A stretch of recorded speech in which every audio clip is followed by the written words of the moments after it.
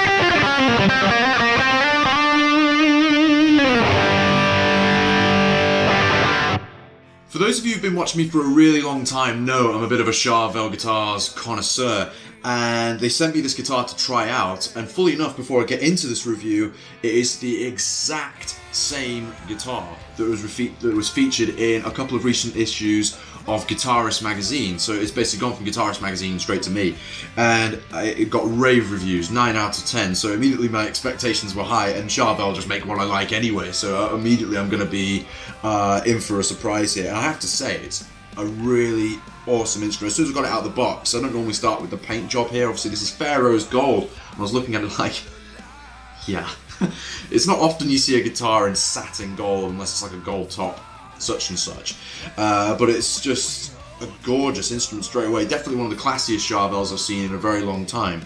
And what's so cool with this guitar is it fills in a lot of holes. It's basically a completely modern rendition of a Fender Strat, if that's what you're in the market for. It feels awesome. And the previous models that came out had 24 frets. And what some of you guys complained about, I used to get loads of comments about it, was how with 24 frets, the neck pickup has to come back a little bit, and that as a result sacrifices some of the creaminess that people want in a neck pickup. Now that we've got 22 frets, the pickup can now resume its normal position, and you have that sort of sweet spot, single coil in this case, sound. And it's really, really cool. So for you guys who wanted that, this is it straight away. This is for you.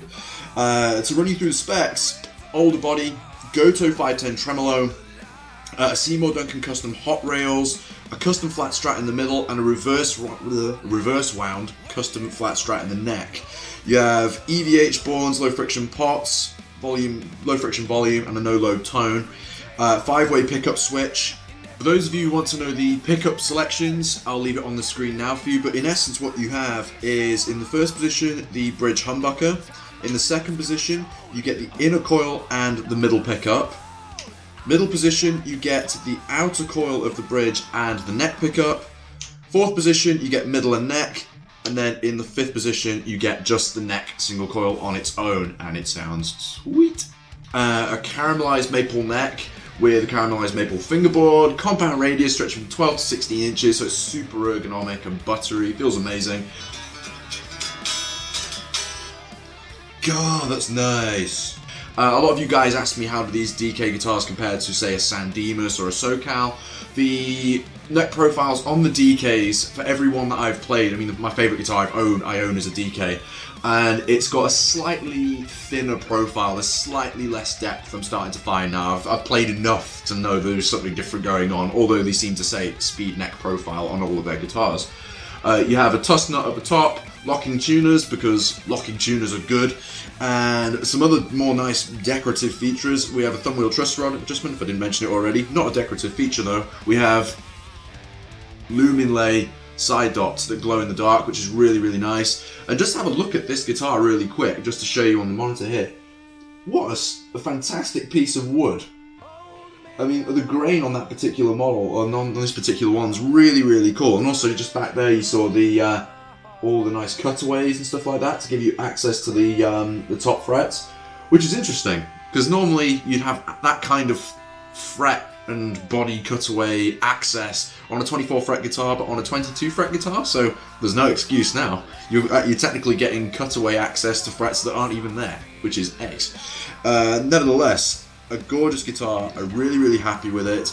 Let's have a listen.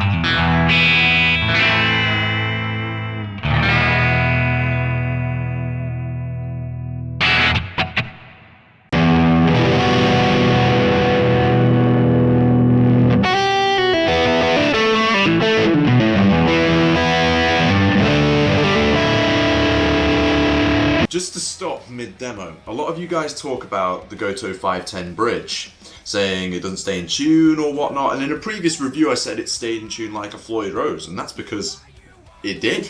But now I've owned them for a long time, and a lot of people talk about how sometimes when you use the bar it doesn't go quite back into the same place. Here's a little tip for you. The Goto 510 seems to have like a 0 point, where when you tune your guitar and you've stretched your strings in, very important, that the guitar will stay in tune. But sometimes if you bring the bar down, it won't quite go back up, or it might be a tiny bit flat to the previous position. You pull it up just a little bit, and then it will go back to its normal position. Just takes a little bit of working out. But if you want a guitar you want to do all your Van Halen style dive bombs with, invest in a DK24 FR with a Floyd Rose. Not what this is designed for.